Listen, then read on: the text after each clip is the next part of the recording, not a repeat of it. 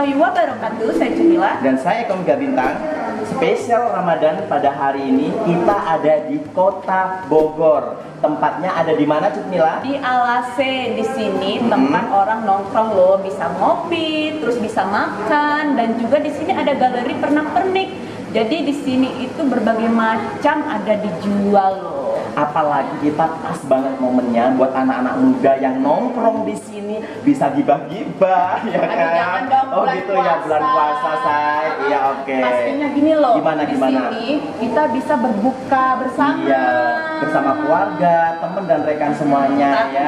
Gimana? dengan peraturan 3M, Ya, protokol pakai kesehatan, kesehatan. pakai masker, terus ada lagi cuci tangan menggunakan sabun dengan air yang mengalir dan menjaga jarak. Terus Gitu. Mas Eko di Gimana? sini ada apa namanya kopi best sellernya loh. Ya, apaan itu? Nah itu yang Mas Eko punya. ini, Tadi udah rasa apa belum? Belum, ayo Belum. kita sama-sama Coba cobain ya. coba ya. Kamu jual apa ini? Coba nih. Ini Best namanya sellernya. ini hot cappuccino Oh, nih. punya saya Coba. adalah Heeh. Alase. Alase Kopi ya? Alase. Iya. Iya, ini pemirsa. Coba yuk kita ya, Coba pemirsa ya. Bismillahirrahmanirrahim. Enak banget ya. Enak banget. Nah, sebenarnya Berasa ya. sebenarnya nih Mas Eko ya, Ya. saya itu kalau ngopi itu kurang. Karena di Alase saya jadi ngopi dari tadi malam. Dan juga. saya juga biasanya nggak pernah ngopi karena kan saya ada emak ya. Ternyata Oh, harus iya. makan dulu ya, makan dulu sebentar. Tetapi dengan minum Alase di sini, kopinya jadi nikmat kayak gitu. Ya pastinya ya, buat warga Jabodetabek ya. Khususnya ya ada di Kota Bogor dan Iya. sekitarnya bisa datang Ke rame-rame sini. ke sini. Iya. Tempatnya itu asik banget ya, cozy ya, nyaman ya. Dilengkapi dengan Pastinya sih Fasilitas yang bagus bagus sekali buat kita dan semua. pelayanan yang sangat ramah sekali. Di Iya. sini santun orangnya dan baik budi, rajin menabung, membuang sampah pada tempatnya. Yang pastinya begitu ya. Tetap hanya di Alase. Oke, makasih. Ya, dari saya Eko Miga Bintang. Dan saya Cemila. Saya akhiri pamit undur diri dari hadapan pemirsa. Wassalamualaikum warahmatullahi wabarakatuh. Assalamualaikum warahmatullahi wabarakatuh. Kembali berjumpa dengan saya Cemila dan saya didampingi dengan teman saya Eko Miga Bintang. dalam program acara Siar Ramadan. Marhaban ya, Ya, Ramadan. Nah, pemirsa, kali ini kita bertemu kembali dengan Ustadz Haji Abdul Khoir MA. Ya. Bagaimana Ustadz? Alhamdulillah. Sehat? Alhamdulillah.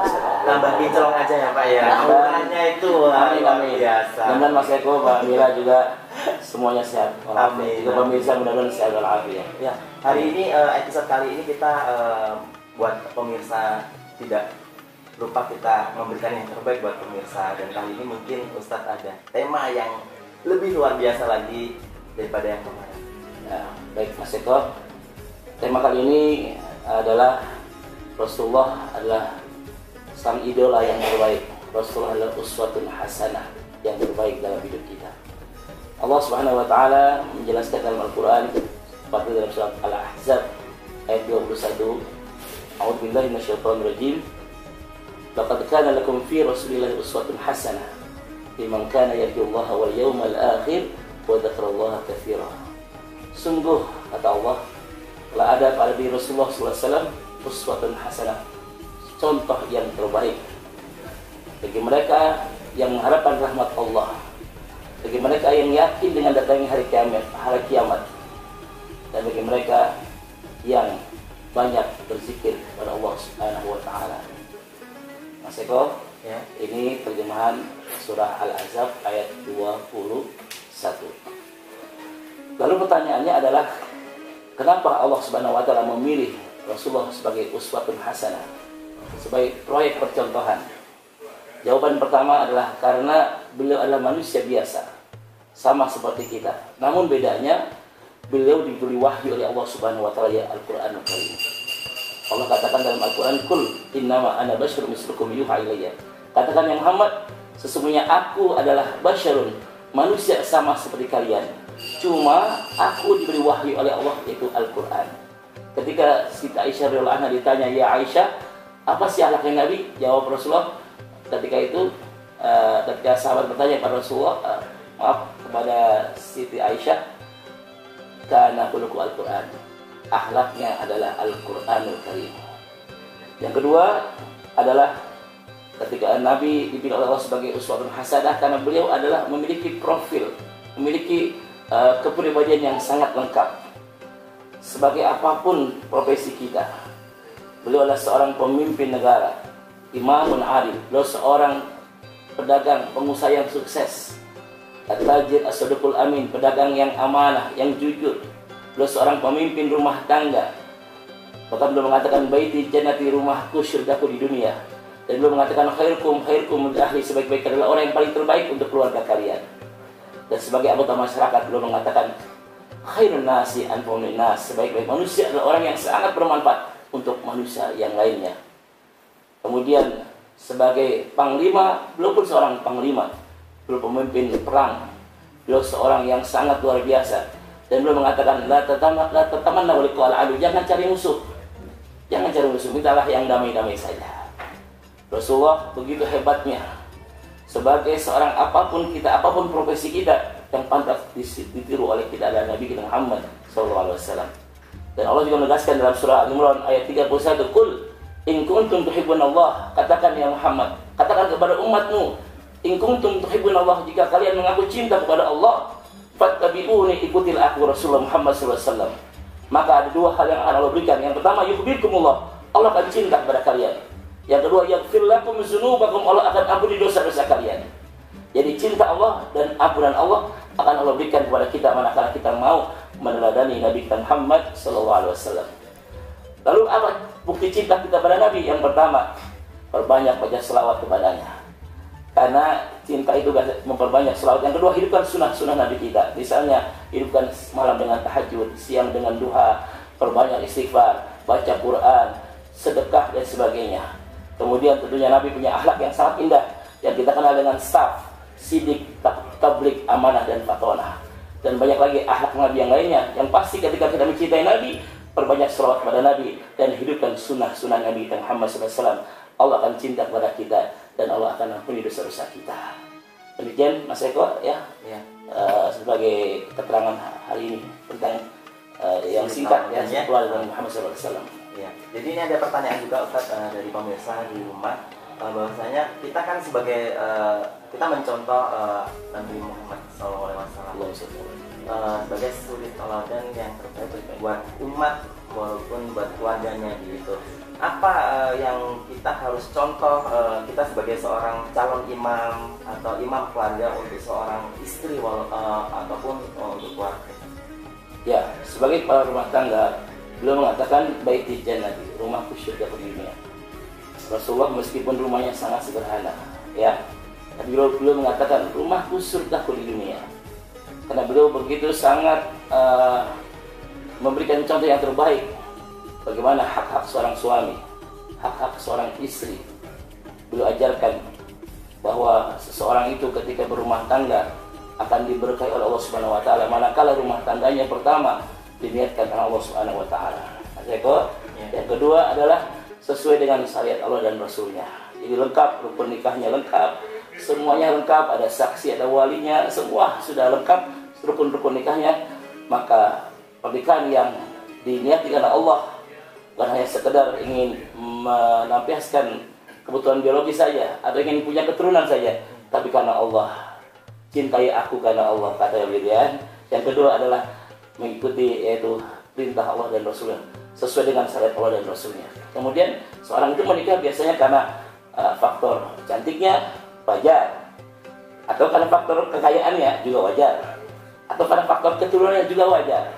Tapi yang keempat, pas bisa titin faktor agama. Kalau karena cantik itu bonus, ganteng bonus, kemudian kaya juga bonus, kaya bonus, tajir bonus. Kemudian keturunan orang yang baik juga bonus. Nah, bibit bebek bobot ya kan? Tapi untuk agama bukan bonus, ini yang paling utama.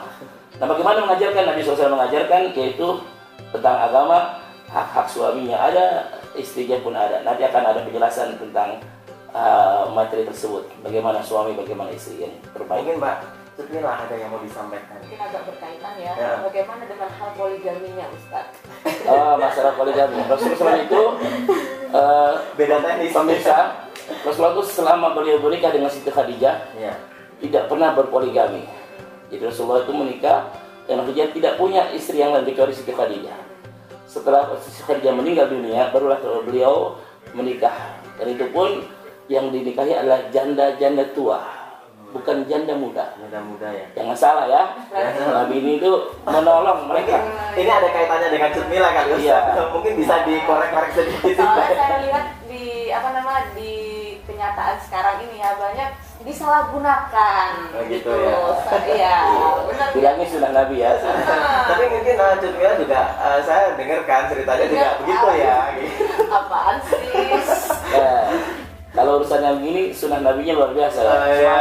Untuk sunnah yang Nabi yang lain tahajud dan lain sebagainya ya ntar dulu lah. Biasa begitulah. Dia ngambil yang enaknya saja gitu. Iya. Tapi Tapi sesungguhnya harus ada ibaratnya dalil-dalil yang memang mengharuskan sanggup atau tidaknya Iya. ya. Bukan hanya karena kecantikan atau maaf nafsu sesaat aja ya. memang Quran tidak melarang itu. Iya. Fangkiu ma tawbar binisa masna wa sulasa wa ruba. Dikailah boleh 2, boleh 3, boleh 4. Tapi ingat, ini cuma ada ta'dilu wahidatan. Kalau nggak sanggup berbuat tahlil satu aja. Itu aja. Ya, Tapi betul. kenapa harus sembunyi-sembunyi Pak Ustadz gitu dari istri pertamanya? Ya itu masalah sembunyi atau tidak sembunyi. Yang penting Apa harus izin dulu? yang penting rukunnya ada, lengkap semua. Yang 5 tuh ada ya. Yang jelas ada walinya, ada 2 orang saksi yang adil, dan tentunya ada ijab kabulnya dan maharnya dan sebagainya. Itu yang penting. Tapi sesungguhnya bukan masalah ridho. Ya kembali ke awal tadi ya. Iya, biasanya kalau gini ada ridho dan redo. Kalau redo rela tapi dongkol.